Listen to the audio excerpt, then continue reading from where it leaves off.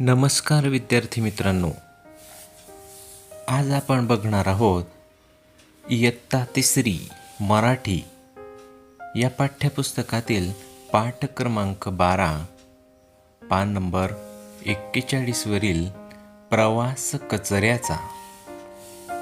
म्हणजे आपल्या घरात जो कचरा निघतो त्या कचऱ्याचा प्रवास नेमका कशा प्रकारे होतो, त्या कचऱ्याचा वापर कुठे कुठे होतो आणि आपण घरातील कचरा आपल्या परिसरात न फेकता तो कसा प्रकारे जमा केला पाहिजे आणि साठवून ठेवून नंतर कचऱ्याच्या गाडीत कसा टाकला पाहिजे, त्यानंतर त्या कचऱ्याचे काय होते हे या पाठात आपण बघणार आहोत।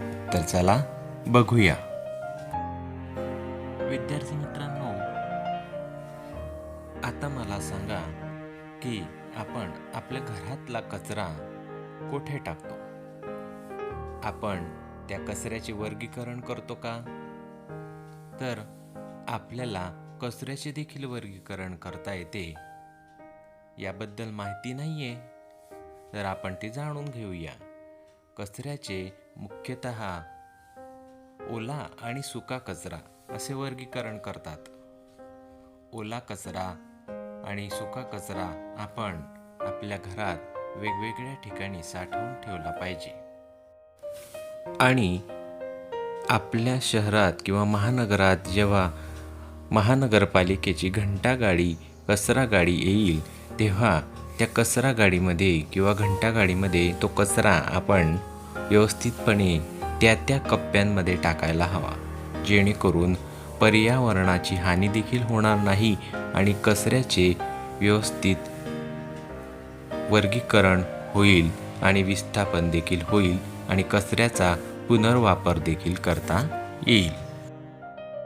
विद्यार्थी मित्रांनो, आपण कचऱ्याचे प्रवास कसा होतो आता याची माहिती आपले शिक्षक आपल्या विद्यार्थ्यांना कशा प्रकारे देतात ते इयत्ता तिसरी मराठी या पाठ्यपुस्तकातील पान नंबर 41 वरील प्रवास कचऱ्याचा या पाठात बघणार आहोत। तर चला बघूया। तिसरीच्या वर्गातल्या मुलांनी एक आठवडा दररोज राबून शाळेचे मैदान, शाळेची मागची बाजू सगळे वर्ग लख्ख केले होते। बाईंनी मुलांना कागदाचे तुकडे, पुठ्ठे, रद्दी पेपर, वाळलेले गवत एका डब्यात टाकायला सांगितले होते। फळांच्या साली, कोई, बिया दुसऱ्या डब्यात टाकायला सांगितल्या होत्या। असे का बरे हा प्रश्न अनेक मुलांना पडला होता। फळांच्या साली काय आणि कागदाचे तुकडे काय, कचराच ना तो, वेगवेगळं टाकून त्याचं काय करायचं? नीलाने बाईंना विचारले। मला वाटलंच होतं की तुम्हाला हा प्रश्न पडणार, बाई म्हणाल्या। कचरा वेगवेगळा करण्यामागचं कारण आहे प्रत्येक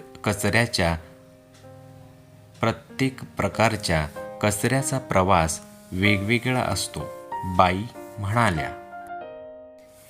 बाईंनी सांगितल्याप्रमाणे विद्यार्थ्यांनी कागदाची कपटे, पुठ्ठे, पेपरची रद्दी आणि गवताचा भुसा या कचऱ्याचा प्रकार, कोरड्या वस्तू एका बादलीत बाईंनी विद्यार्थ्यांना टाकायला सांगितल्या। त्याप्रमाणे विद्यार्थ्यांनी त्या एका बादलीत त्या कोरड्या कचऱ्याच्या वस्तू टाकल्या। त्याचप्रमाणे बाईंनी विद्यार्थ्यांना भाजीपाल्याचे उरलेले भाग किंवा कापलेले किंवा कापून फेकून दिलेल्या साली किंवा देठे ह्या भाजीपाल्याचा कचरा कोळी किंवा खराब झालेल्या बिया हे सर्व एका बादलीत टाकायला सांगितले.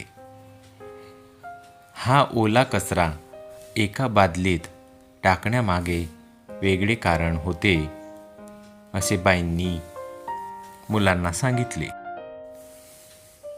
एकाच प्रकारच्या किंवा वेगवेगळ्या प्रकारच्या कचऱ्यासाठी वेगवेगळ्या बादल्या का केल्या होत्या असे का बरे, हा प्रश्न अनेक मुलांना पडला होता.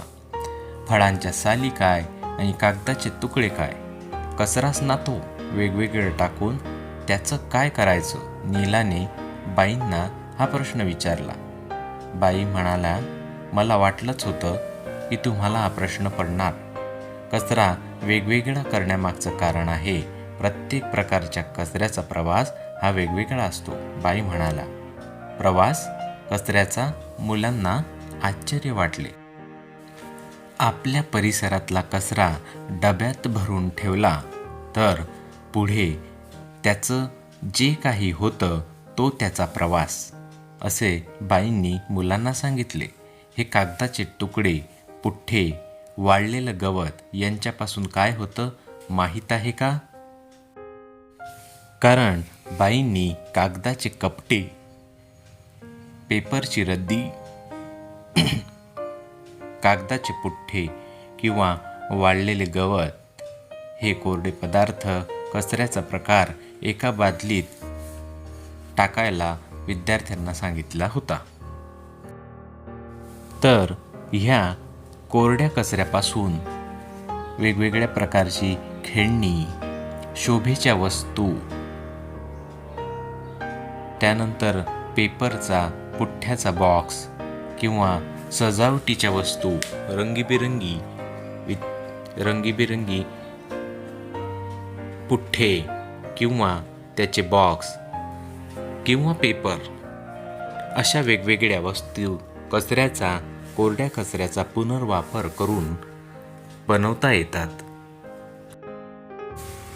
त्याचप्रमाणे ओला कचरा एका 7 ते 8 फूट खोल खड्ड्यामध्ये पुरून ठेवल्यानंतर काही काळानंतर त्याचे उत्तम प्रतीचे कंपोस्ट खत तयार होते. हे खत आपण वेगवेगळ्या रोपांना टाकण्यासाठी देखील, घरगुती वापरासाठी देखील करू शकतो आणि याचा वापर आपण आपल्या शेतीमध्ये देखील रोपांना टाकण्यासाठी करू शकतो. अतिशय उच्च प्रतीचे आणि कमी खर्चात तयार होणारे हे खत आपल्याला ओल्या कचऱ्यापासून आणि सुक्या कचऱ्यापासून देखील आपण ते तयार करू शकतो. विद्यार्थी मित्रांनो, अशाच प्रकारे आपण आपल्या घरातील ओला कचरा आणि सुका कचरा जमा करण्यासाठी वेगवेगळ्या बादल्या आपण ठेवल्या पाहिजेत आणि त्यामध्येच आपण ओला कचरा आणि सुका कचरा असा वेगवेगळा संकलित केला पाहिजे. आणि त्यानंतर महानगरपालिकेची किंवा नगरपालिकेची घंटागाडी किंवा कचरा गाडी आल्यानंतर त्या कचऱ्याच्या भरलेल्या बादल्या आपण त्यांच्या सुपूर्द केल्या पाहिजेत, जेणेकरून ते कर्मचारी त्यांच्या घंटागाडीत किंवा कचरा गाडीत ओला आणि सुका कचरा वेगवेगळ्या कप्प्यांमध्ये टाकतील आणि त्यानंतर कचऱ्याचा पुनर्वापर करण्याच्या ठिकाणी तो कचरा घेऊन जातील. अशा प्रकारे आपण पर्यावरणाची हानी देखील यातून रोखू शकतो. स्वच्छता ही आपल्या परिसरात आणि घरात राहील आणि दुर्गंधही पसरणार नाहीत, जेणेकरून रोगराई आणि पर्यावरणाचा ऱ्हास देखील आपण रोखू शकू. अशा चांगल्या सवयी आपल्याला लागतील तरच पुढे आपल्या भारताचे उज्ज्वल भविष्य घडेल. हाच मनापासून उपक्रम जर राबवला तर स्वच्छतेचे महत्त्व आपल्या येणाऱ्या पुढच्या पिढीला देखील आपण पटवून देऊ शकू. विद्यार्थी मित्रांनो, आताच आपण इयत्ता 3री मराठी या पाठ्यपुस्तकातील पाठ क्रमांक 12 पान नंबर 41 वरील प्रवास कचऱ्याचा हा पाठ बघितला. अशाच प्रकारचे नवनवीन शैक्षणिक व्हिडिओ बघण्यासाठी आमचे यूट्यूब चॅनल विवेक एज्युकेशन वाणी नक्की सबस्क्राईब करा आणि आवडल्यास आपल्या मित्रांसोबत लाईक आणि शेअर करायला विसरू नका. धन्यवाद.